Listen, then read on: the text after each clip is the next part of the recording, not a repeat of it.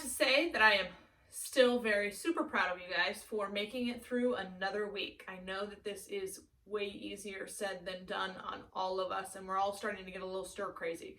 So make sure that you use some time to get those 10 intentional belly breaths in. Do your best, right, to set your intention of moving your body and staying healthy, right? I've had a couple of conversations today with our members at Coca about the mindset, right? So mindset's going to become more important than it's ever been. If you are in the mindset of, I'm losing all the progress I made in the gym, so why even bother? You're going to spiral, and it's going to be a long 6 to 8 weeks at home.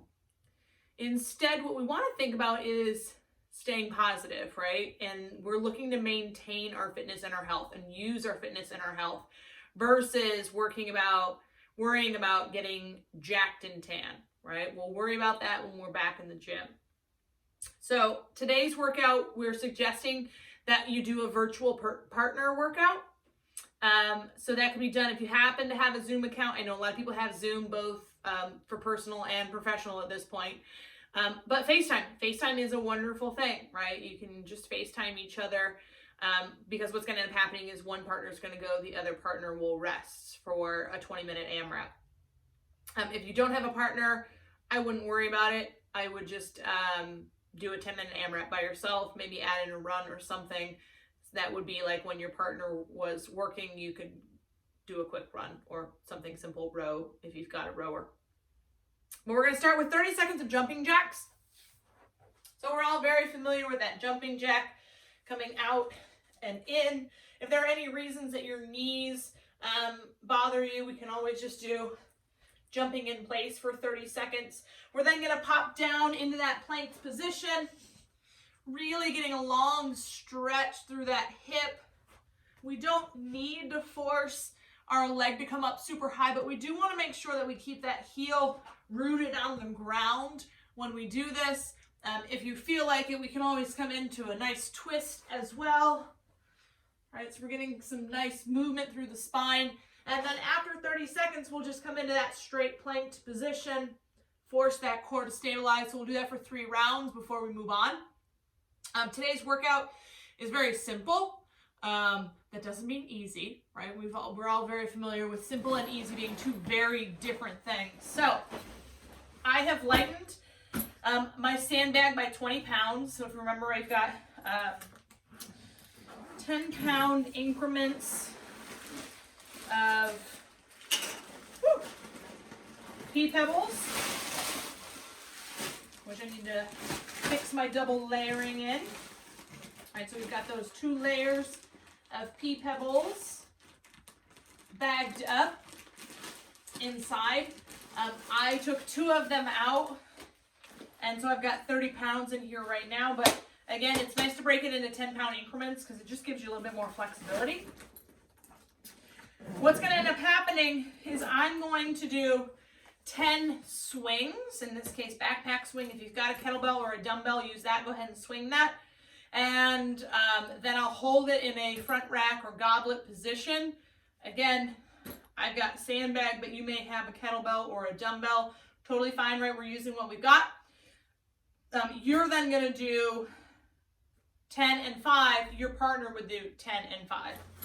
So with our swings, our feet more often than not are going to be out in our squatting position. We should make sure that as we head back, that we avoid the knees collapsing in. Hands are going to stay nice and tight into our hips, because what happens if I let my hands get too far away from my hips, my back angle has to follow.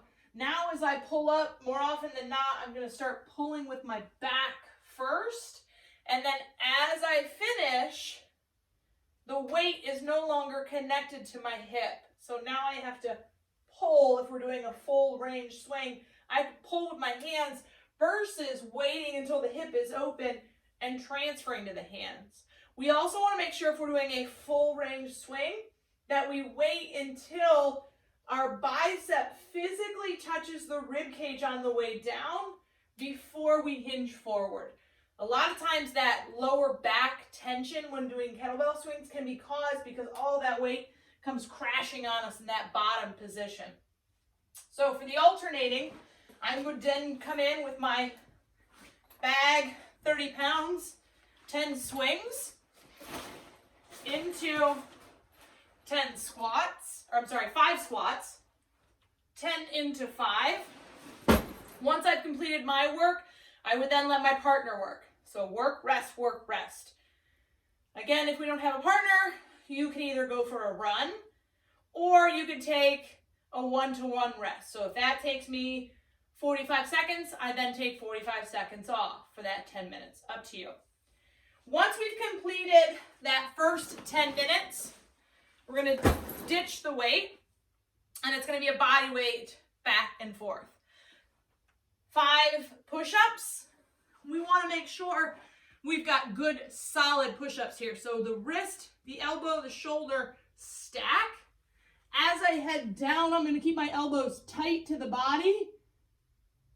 When I hit the floor, right, sometimes you'll have that quad hit as well, but goal is to have chest to the deck, quads to the floor. They both rise at the same time versus that arch and then pop. So we're looking for good solid reps. If that's too difficult, we can come in with your hands on a table, a couch, whatever we need to then elevate your hands up. So 5 push-ups and then 10 air squats. The air squat is our beautiful, simple yet devastating movement, right? Heels outside of the hips. I go a little bit wider ever since I had surgery on my knee.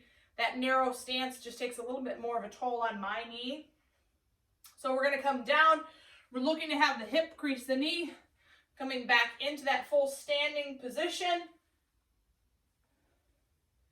If hitting full range is an issue, hip or knee problems, we can always use a coffee table, a chair, whatever we've got that maybe is a better height to allow us for that wide stance box squat.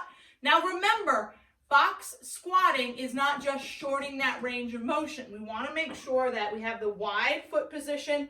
We open up the knees to stay nice and back. We're going to just gently sit down. So we want to avoid plopping onto our target. From here, I'm going to use my hamstring to curl me off of the box versus that weight shifting forward to come off of the box. So again, that's an alternating every other round goes to a partner or work rest with yourself. Totally up to you, but we're looking for 20 total minutes of work, and Sunday will be an active rest day, so a long hike with your kids, yourself, the dog, whatever that is, and then we will be back at it on Monday.